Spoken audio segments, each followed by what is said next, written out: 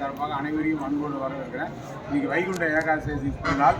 நாங்கள் சேலத்தில் இருக்கிற புகழ்பெற்ற பட்டக்கோயில் பகுதியில் இருக்கக்கூடிய பிரசன்ன வரதராஜ பெருமாள் கோயில் வைகுண்ட ஏகாதசி உற்சவத்தை பார்க்குற வகையில் இங்கே வந்திருக்கிறோம். இந்த வீடியோவில் அதை தான் பார்க்க போகிறோம்.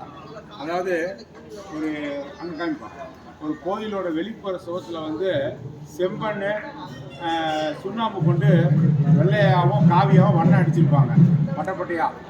அதை ஒரு அடையாளமாக அந்த வெளிப்புற சுவத்தில் இருக்கக்கூடிய அந்த வெள்ளை வண்ணம், அந்த சிகப்பு வண்ணம், அந்த அதே அடையாளமாக வச்சு ஒரு தமிழ்நாட்டிலே ஒரு கோயில் அழைக்கப்படுதுன்னா அது இந்த பட்டை கோயில் தான்.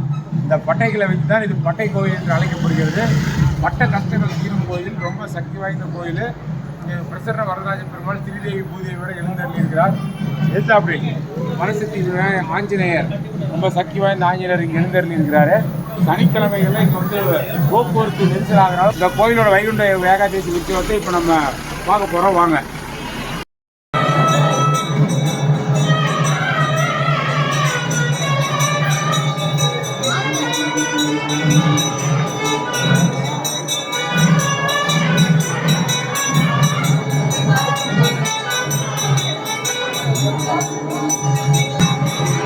அனைவருக்கும் வணக்கம். இதுதான் பட்டக்கோயிலோட பரமபத வாசல் இருக்கக்கூடிய சொர்க்கவாசல்.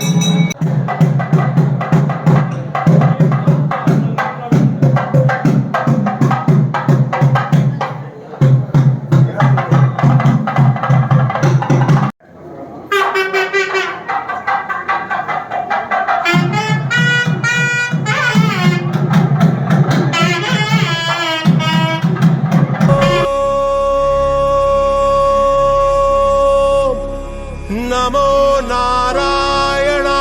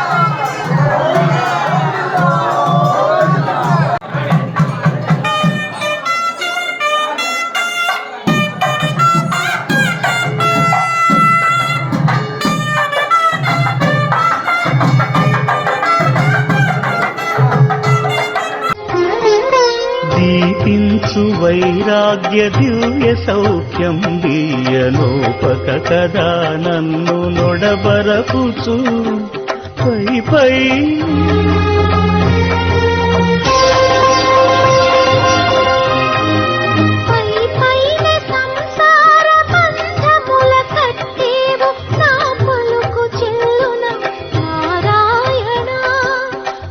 పైనే సంసార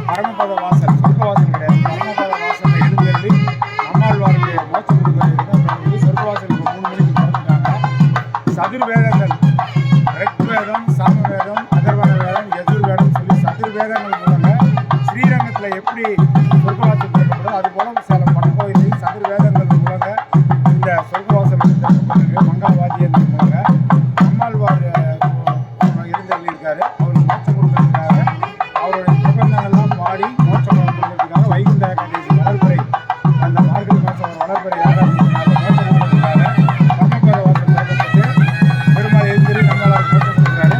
நம்ம கண்ணனின் சிறு காம்புங்கிற பிரபந்தம் நம்மாழ்வார் மேலே நம்மாழ்வாரோட சிஷியர் மதுரகவி ஆழ்வார் பாடின பாடல்கள் 11 பாடல்களும் பாடப்பட்டு ஸ்ரீரங்கம் காஞ்சிபுரம் வரதராஜ பெருமாள் எப்படி பின்பற்றுறாங்களோ அதே முறையை பின்பற்றி சேலம் பட்டக்கோயில் பிரசன்ன வரதராஜ பெருமாள் கோயிலில் இன்னைக்கு சொர்க்கவாசல் திறப்பு வெகு விமர்சையாக நடைபெற்று கொண்டிருக்கிறது.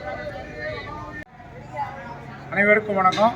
இப்போ நான் பட்டக்கோயில் பிரசன்ன வரதராஜ பெருமாள், அதாவது இந்த செவுத்தில் இருக்கக்கூடிய வெள்ளை வண்ணம், சுண்ணாம்பு, காவி வண்ணம், செம்மண் இதை கொண்டு அடிக்கப்பட்ட இந்த பட்டப்பட்டையை வச்சு இது பட்டக்கோயில்னு ஒரு பேர் அழைக்கப்பட்டது. அதனால் தமிழ்நாடு பூரா ஒரு செவுரை வச்சே ஒரு பேர் அழைக்கப்படும் கோயில் இதுதான். ரொம்ப சக்தி வாய்ந்த கோயில், பட்ட கஷ்டங்கள் தீரும் கோயில். அங்கே இப்படி வைகுண்ட ஏகாதசியில் பெருமாள் சொர்க்கவாசல் அதாவது பரமபத வாசல் வழியாக எழுந்தருளி நம்மாழ்வாருக்கு காட்சி கொடுத்து பக்தர்களுக்கு அருள் பாலிச்சிட்டு இருக்காரு. அதாவது மனிதனாக பிறந்த நாம் மற்ற எந்த உயிர்களுக்கும் தீங்கு செய்யாமல் அனைவர்களுக்கும் நன்மையே நம்ம நினைச்சோம் அப்படின்னாக்கா அந்த பரந்தாமனே நம்மளை வைகுண்டத்துக்கு அழைத்து செல்வான் என்ற தத்துவத்தை உணர்த்தவே வைகுண்ட ஏகாதசி உற்சவம் அனைத்து பெருமாள் கோயில்கள்லையும் கொண்டாடப்படுகிறது.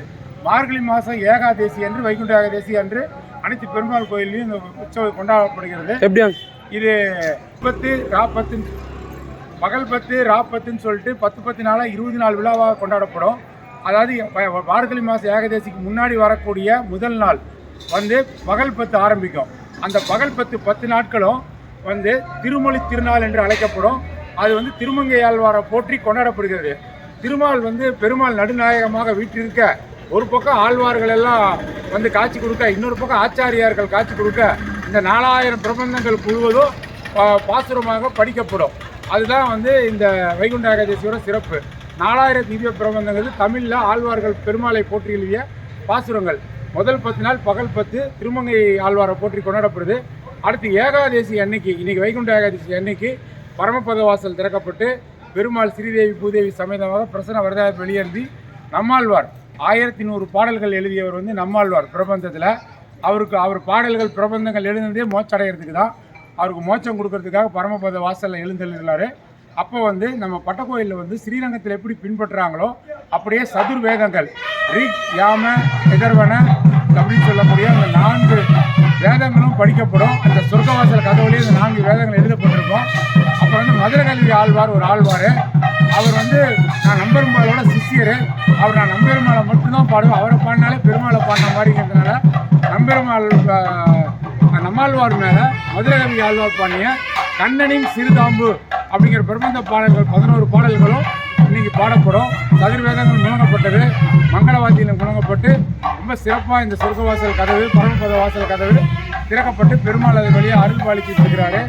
நம்மளால் பக்தர்கள்லாம் நல்லா திரண்டு வந்திருக்கிறாங்க. அதாவது இந்த பட்டக்கோயிலுக்கு ஏற்றாப்படி பாருங்க, ஆஞ்சநேயர் கோயில், வரசக்தி ஆஞ்சநேயர் கோயில். பட்டக்கோயிலுக்கு ஏற்றாப்படி வரசக்தி ஆஞ்சநேயர் கோயில் இருக்கு. அந்த வரசக்தி ஆஞ்சநேயர் கோயில் இந்த ஆஞ்சநேயர் சக்தி வாய்ந்த ஆஞ்சநேயர் பெருமாளையும் ஆஞ்சநேயரை பார்த்துட்டு சின்ன திருவடி பார்த்துட்டு பெருமாளை பார்க்குற பக்தர்கள் வரப்பு சனி வைகுண்ட ஏகாதசிக்கு அப்புறம் வரக்கூடிய 10 நாட்கள் ராப்பத்துன்னு சொல்லுவாங்க.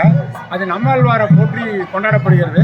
நம்மாழ்வார் எழுதிய 1100 பாடல்களும் அதாவது டெய்லி 100 பாடல்கள் வீதம் பாடப்படும். 11ஆவது நாள் நம்மாழ்வார் மோட்சம் அப்படின்னு சொல்லக்கூடிய நம்மாழ்வார் மோட்சம் கொடுக்குற நிகழ்ச்சி நடைபெறும்.